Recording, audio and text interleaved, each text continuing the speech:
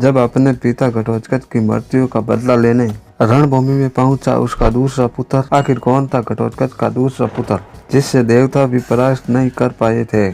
आप देख रहे शिक्षित राजधानी चैनल। तो पहले हमारे चैनल को सब्सक्राइब अवश्य करें और बेल आइकन जरूर दबाएं। साथ ही कमेंट बॉक्स में हर हर महादेव अवश्य लिखिए। महाभारत के एक प्रसिद्ध योद्धा घटोत्कच, जिसके बल का जिक्र महाभारत में अक्सर किया जाता है और उनसे भी शक्तिशाली थे उसके बड़े बेटे यानी बर्बरिक, जिसके युद्ध कौशल और 3 तीर की वजह से भयभीत होकर भगवान श्री कृष्ण को दान में उसका शीश मांगना पड़ा। लेकिन इस परिवार में एक और शूरवीर ने जन्म लिया था जो बेहद ही शक्तिशाली था। हम बात कर रहे हैं महाबली पांडव भीमसेन के पौत्र और घटोत्कच के पुत्र अंजन पर्वा की, जो राक्षस होते हुए भी धर्म के साथ खड़े रहे। महाभारत के युद्ध में अंजन पर्वा ने पांडवों को सहयोग प्रदान किया। वो बेहद ही शक्तिशाली और मायावी थे। अक्सर घटोत्कच का विवाह दीति के पुत्र मुरु की कन्या मौरवी से हुआ था और उन्हें 3 पुत्र प्राप्त हुए थे। उनमें सबसे बड़ा पुत्र सिंह के बालू वाला था, इसलिए उसका नाम बर्बरिक रखा गया। अन्य दूसरा पुत्र अंजन पर्वा था और सबसे छोटा पुत्र मेघवश था। जैसा कि हम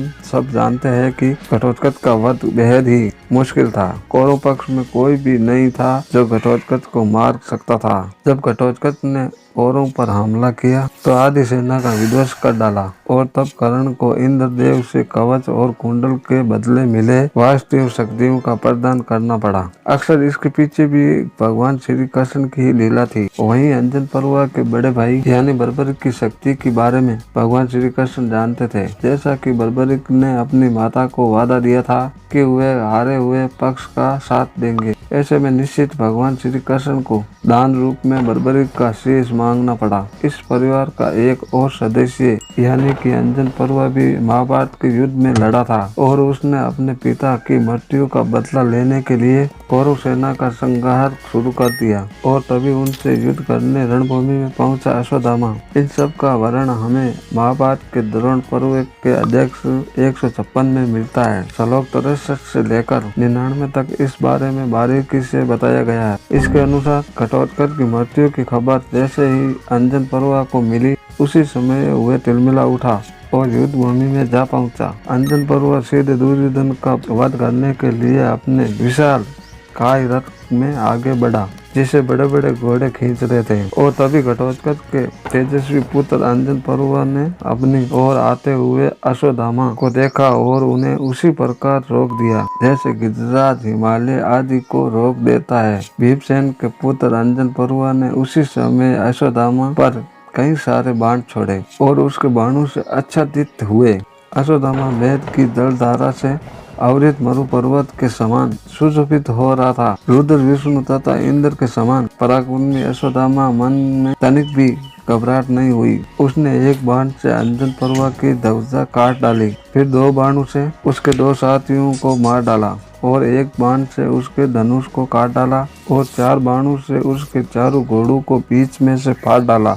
तत्पश्चात ही रथहीन हुए राक्षस पुत्र के हाथ से उठे हुए सवरंग बिंदुओं से व्यात घटक को अश्वत्थामा ने एक तीर बाण से मारकर उसके 2 टुकड़े कर दिए और अंजन पर्वा पर भी बाण छोड़ दिया। तब घटोत्कच के पुत्र ने तुरंत ही सोने के आगत में विभूति गदा घुमाकर अश्वत्थामा पर दे मारी और अश्वत्थामा उसी समय रथ से नीचे गिर पड़े। परंतु अश्वत्थामा के बाणों से आहत होकर अंजन पर्वा भी जमीन पर गिर पड़े और तभी अंजन पर्वा ने अपनी मायावी शक्तियों का आह्वान किया। अंजन पर्वा ने तब आकाश में उछलकर प्रलय काल के मेघ की भांति गर्जना करते हुए आकाश में वर्षों की वर्षा आरंभ कर दी। कौरव सेना में हाहाकार मच गया। एक तरफ दुर्योधन भी परेशान था कि जिस तरह घटोत्कच ने तबाही मचाई और उनकी सेना का विध्वंस किया, वैसे ही उसका पुत्र भी ये तबाही मचा रहा है। ये कुछ समय और रणभूमि में रहा तो कौरव सेना पूरी खत्म हो जाएगी और हम युद्ध हार जाएंगे, क्योंकि पांडव से युद्ध करने के लिए हमारे पास सेना ही नहीं बचेगी।